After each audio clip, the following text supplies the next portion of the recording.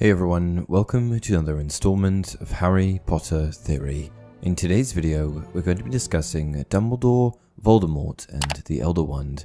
More specifically, we're going to be discussing a popular fan theory which suggests that Dumbledore was never the true owner of the Elder Wand.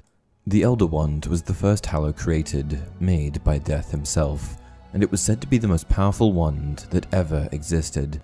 The Elder Wand is made of elder wood, and its core is the tail hair of a thestral. It's 15 inches long and has carvings down its length that resemble clusters of elderberries.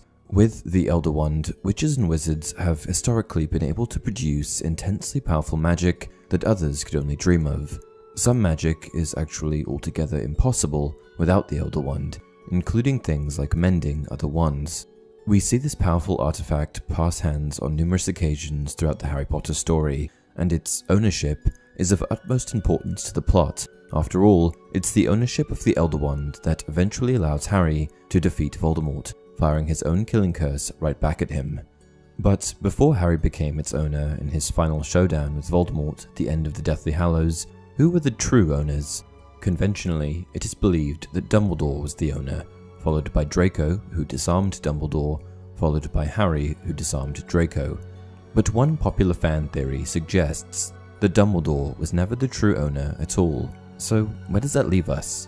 The main driver behind the theory is how the wand actually changes ownership.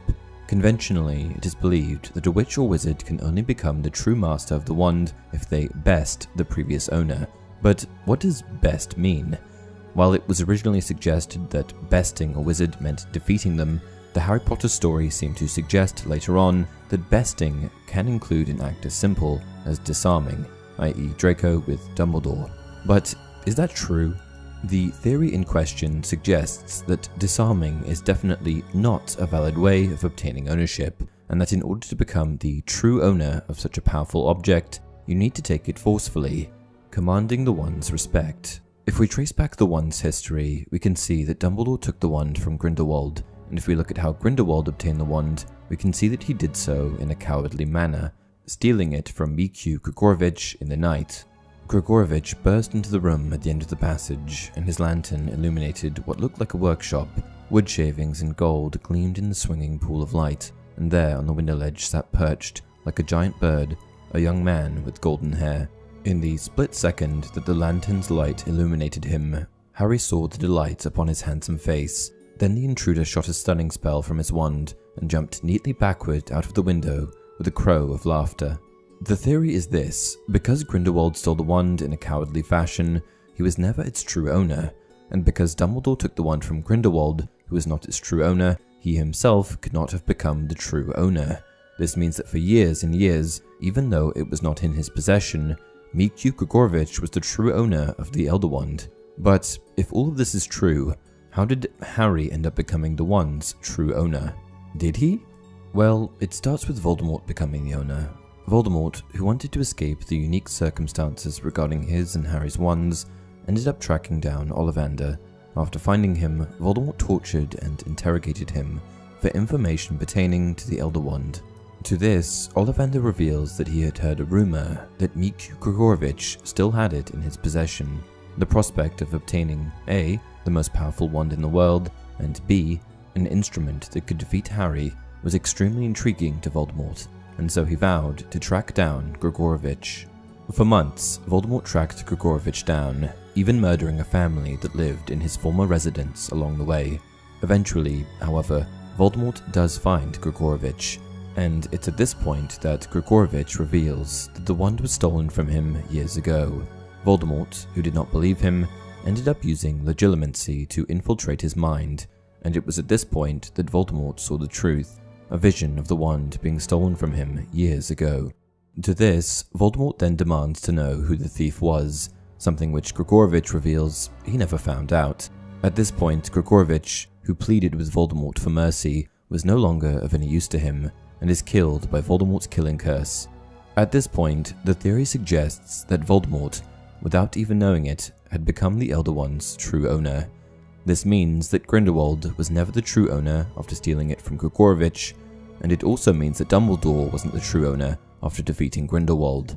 Though Voldemort became the true owner by killing Gregorovich, the wand still wasn't in his possession. He would need to track it down. Eventually, however, he does finally wield the wand. The only issue is that this fabled, powerful wand is just not living up to his expectations. He tests it out time and time again, and believes that there is no difference between his ordinary wand and this powerful magical artifact. He eventually comes to the conclusion that it's not a problem with the wand, but a problem with him. Yes, he now held the Elder Wand in his possession, but from his perspective, because Snape had killed Dumbledore, Snape was the true owner, not him. This meant that the wand would never work to its full capabilities. It's not until Voldemort finally kills Snape that he becomes completely satisfied. What the theory suggests here is that, though he was the rightful owner at this stage, the reason he lacked power was for reasons unrelated to the wand or the wand's ownership. Voldemort didn't lack power because he wasn't the true owner. He lacked power because pieces of his soul were being destroyed.